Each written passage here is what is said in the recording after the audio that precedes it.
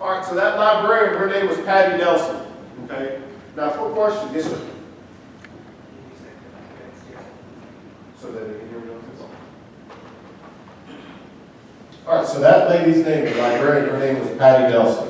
Now, show of it, well, no show of hands, I'm just going to ask a question for everybody to ponder on. Do you think before that day, 1999, that Patty Nelson ever considered or ever thought to herself, what would I do if I was in this situation?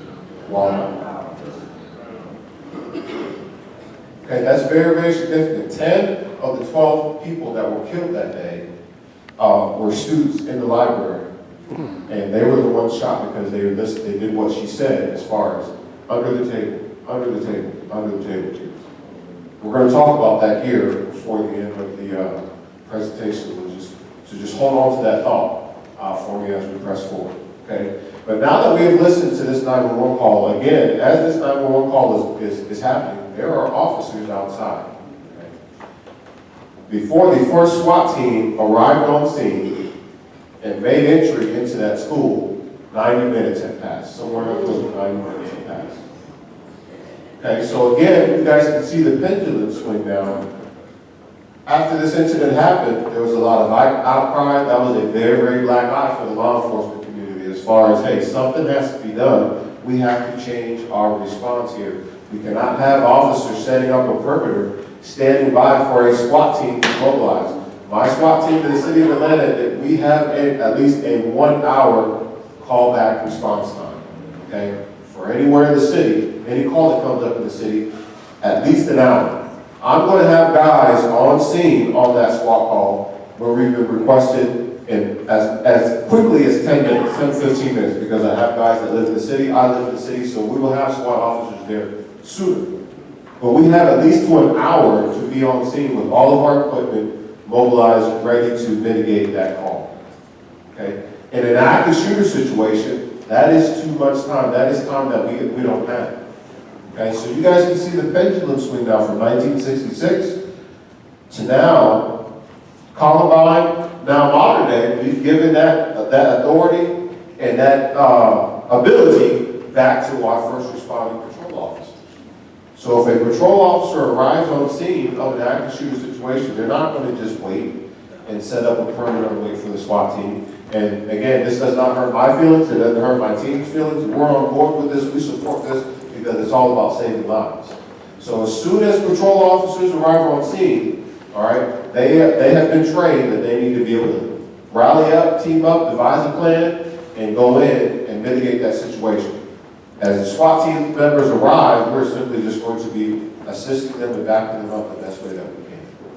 Okay? So again, you guys can see the pendulum swing as far as how things were, to how there was a change as far as, oh, this is a good idea, all right? And then as time goes on, we see that, hey, we need to come back to the drawing table and change our response as far as active shooters. So again, we're back on the right track now as far as being able to have a good, systematic, efficient, effective response now in the law enforcement community. When patrol officers arrive on scene, they're going in. And here in the city of Atlanta, the average officer, national standard for a patrol officer to arrive on scene is about 3 minutes. Here in the city of Atlanta, it's going to be a lot quicker than 3 minutes, especially in the downtown area, because we have upwards of 6, 7, maybe 8 police jurisdictions that overlap each other. Okay? And we're all on the same page. So we're going to, here in the city of Atlanta, we're going to have officers on scene quicker than 3 minutes, which is a really, really good thing. Okay? All right, we're going to keep on pushing forward. All right, so we're moving into our presentation. Avoid, deny, defend is everybody, there are all types of terms out there. There are all types of slogans out there. It's all in the direction, all under the umbrella of active shooter response. You've got run, hide, fight. I mean, there are all types of organizations that have different slogans. It all means the same thing. We're simply just going to break it down, okay? Disaster, we'll talk a little bit about disaster response first, which is the background science of how people behave in high-stress situations, okay? Each one of us, the human body, especially when your stress level goes through the roof, your heart rate goes up, there are certain things about us that start to deteriorate, okay?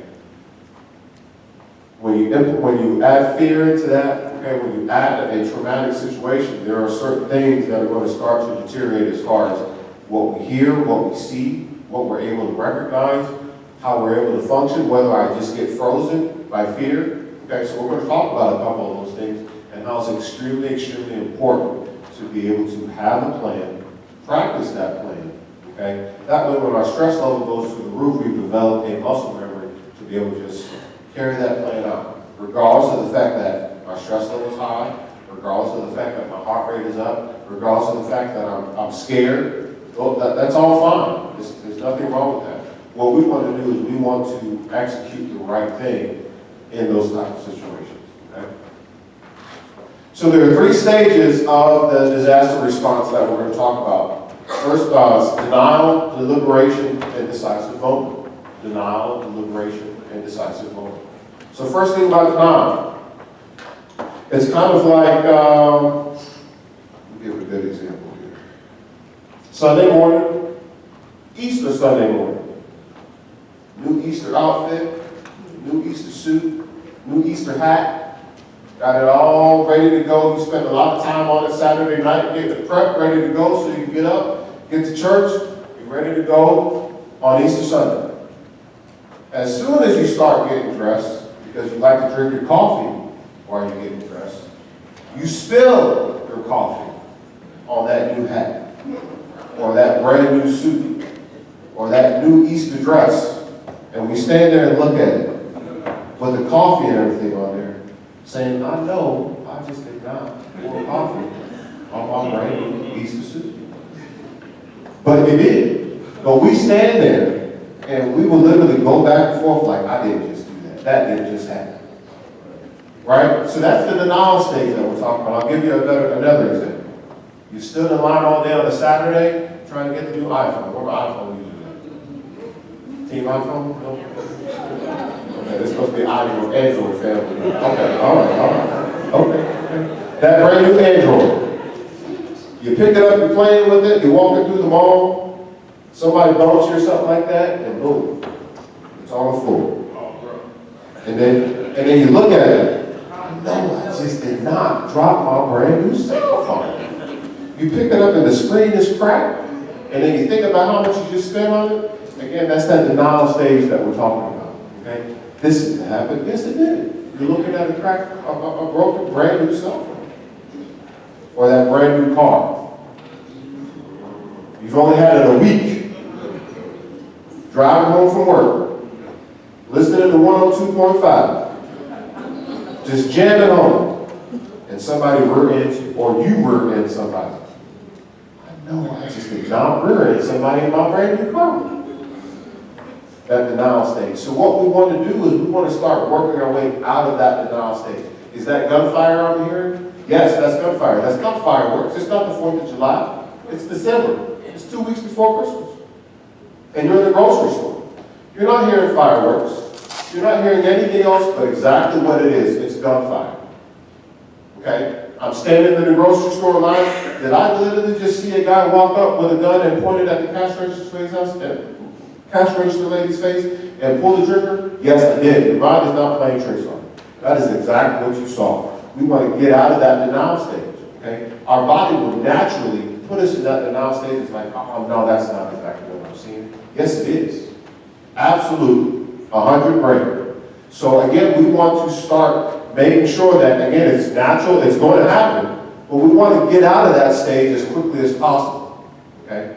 Am I hearing gunfire? Yes, you are hearing gunfire. You're not hearing fireworks. You're not hearing firecrackers or nothing. That is gunfire. You are hearing exactly what you think it is. And then you move to the next stage, okay? We'll watch this quick video here about social proof.